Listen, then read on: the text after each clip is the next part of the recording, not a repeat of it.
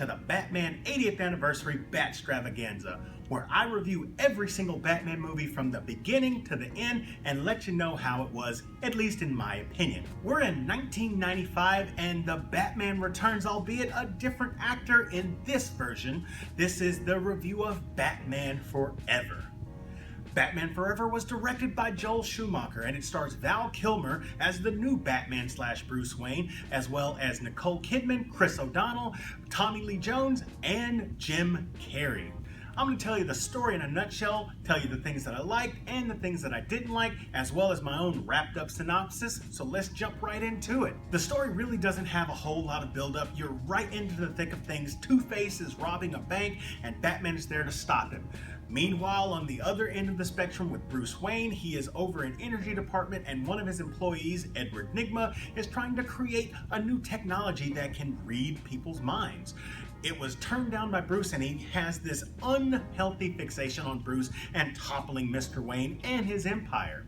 He creates a new persona, the Riddler, and teams up with Two-Face as a way to take down the Batman and Bruce Wayne at the same time. Throughout all of these shenanigans, the Riddler finds out that Batman and Bruce Wayne are one in the same, and so now Batman is being attacked on all fronts, and he must stop the Riddler and Two-Face, this time with a little bit of help from Dick Grayson, who turns out to be Robin. As I said earlier, this movie came out in 1995 when I was a young, impressionable age of 12. This was actually the first superhero movie that I saw in theaters, and so being it a Batman movie, I was very impressionable, and I really loved this movie when I was 12. And so I was kind of looking forward to it, knowing that it's not the perfect movie, it was my guilty pleasure movie. I was looking forward to reviewing this and giving you my synopsis. And oh my gosh, time has not looked kindly on this movie. So what did I enjoy about this movie? Oh, well, a couple of things for sure. Number one, Jim Carrey as the Riddler is memorable. He's not perfect by any means, but at least he's memorable. And the fixation that he has with Bruce Wayne fits the character and his tendencies pretty much spot on. He wants to be the smartest guy in the room, and in this case, he also wants to be the richest guy in the room and take Bruce Wayne down. And he, for the most part, accomplishes what he sets out to do. But albeit it's not, like I said, the perfect portrayal, he gets a lot of things right. Another thing that I liked was the fact that we have Robin in this movie. I'm not the biggest fan of Robin, but this Robin actually was one of the best things about Batman Forever. This is the first time that we've seen Robin since 1966's Batman, and that was played by Burt Ward. This time it's Chris O'Donnell. We get the tragic backstory where his parents were killed because of an action from Two-Face. And I really liked how Chris personified Dick Grayson and Robin. It was an older Robin, so he wasn't exactly on the younger side like he's been portrayed in earlier versions, but I liked it. It was a little bit 90s edgy, but it still was okay. It wasn't too over the top, and it wasn't completely ridiculous.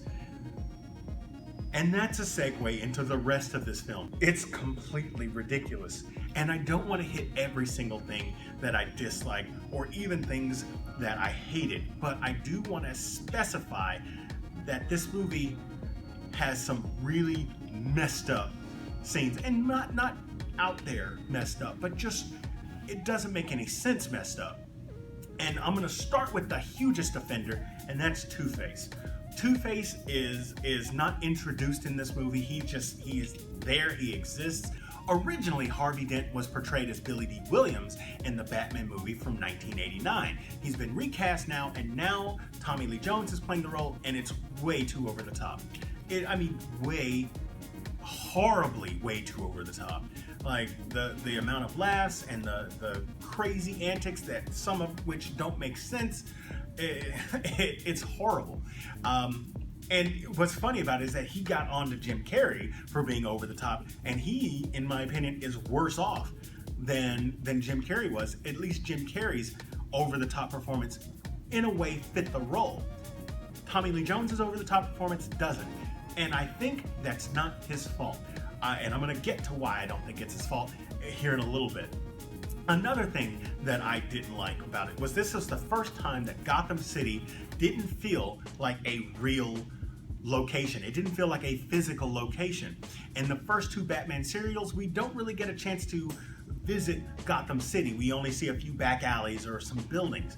But ever since then, from Batman 1966 on, we get Gotham City. Whether it's a bright metropolis or it's a dark and gritty place, we still feel like we're in a physical place, a real place. And this place has so much god-awful CGI that it doesn't feel real. It feels like they just paid somebody who was still in college doing graphic design, put together this thing, and they did, and it just does not translate very well 24 years into the future. And I'm going to get to Batman. This Batman I used to think was pretty good, and I thought that he was a very good Bruce Wayne, but my opinions changed. I feel like the Batman isn't the worst, but I feel like his Bruce Wayne comes off more wooden and stiff.